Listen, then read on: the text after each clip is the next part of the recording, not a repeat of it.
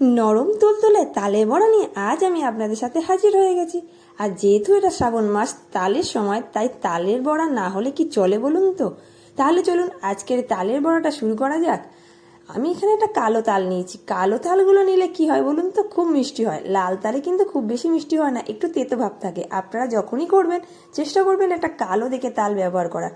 আর তালটা আমি খুব ভালো করে ছেনে নিচ্ছি। আমি এখানে একটা থালা ইউজ করেছি যেটাতে প্রচুর ছিদ্র আছে, সেই রকম থালাতেই ইউজ করেছি। এতে কিন্তু একটুও তালের যে চোঁচ, সেই চোঁচ একটুও থাকে না, খুব ভালো করে তালের পাল্প বার হয়ে যায়। আর তালটা যেহেতু বড়, সেহেতু অনেকটা পাল্প হয়েছিল, আমি সবটা ইউজ করিনি।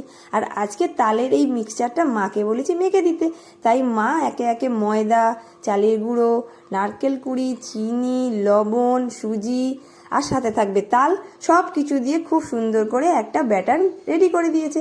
আর সামনেই যেহেতু জন্মাষ্টমী, তাই তো আমি তালের বড়া বানাবো, তাই আমি একটু মায়ের কাছ থেকে শিখে নিলাম। আর তার সাথে সাথে আপনাদেরকেও একটু দেখিয়ে দিলাম যে আমার মা কিভাবে তালের বড়া রেসিপিটা রেডি করে।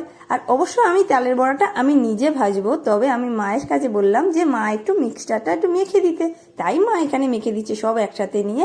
আর তালটা তারপরে দিয়ে, আর এখানে অনেকটা তালের পাল্প হয়েছিল, যেহেতু বড় তাল তাই আমি সব তালের পাল্পটা ইউজ করিনি।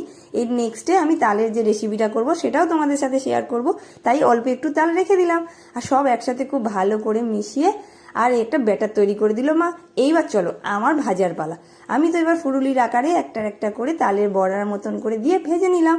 আর এটা না আমার হাতে খুব দেরি হচ্ছিল, যেহেতু আমি এটা মানে প্র্যাকটিস নেই, সেহেতু আমার কাছে একটু স্লো হচ্ছিল। তবে জানি না কেমন হয়েছে আমার মানে সাইজটা। অনেকে বলছে ছোট হয়েছে, অনেকে বলবে বড় হয়েছে, তবে আমার তো প্রথম টাইম, তাহলে হতে পারে আস্তে আস্তে ঠিক হয়ে যাবে।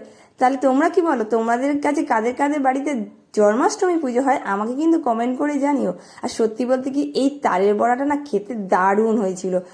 আর যেমন নরম তেমন তুলতুলে একটা ফুলকো ফুলকোর মতন হয়েছিল, পুরো রসালো, মানে রসে দিলে পুরো রস বড়ার মতনই লাগতো। খুবই সফট হয়েছিল। তোমরাও একবার এভাবে বানিয়ে খেয়ে দেখো কিন্তু।